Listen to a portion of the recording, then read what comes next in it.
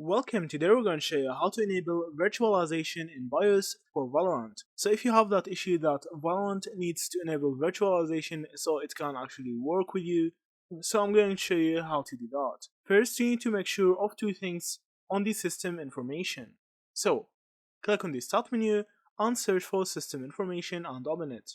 From here, you will see a lot of options. You need to scroll down till you see virtualization based security. I'll see from here for hypervisor, enforced code integrity, and a lot of stuff. It's all actually enabled for me. So, if it's actually enabled, you don't need to do this method, but if it's not enabled from here, you need to actually go to the BIOS and enable it. Also, you need to make sure of the BIOS mode that it is UEFI.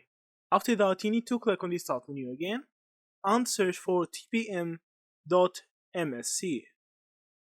I'll see from here and make sure that it is ready for use in the status section. Close this menu and now go to the start menu and go to the power options and restart your PC. So now while your PC or laptop is restarting, you need to actually spam the BIOS button for your laptop.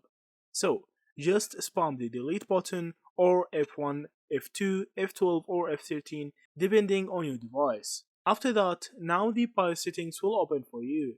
So, you need on the BIOS settings to go to the advanced section and then go to CPU configuration. From here, you need to go to virtualization technology and enable it, then save and boot your PC.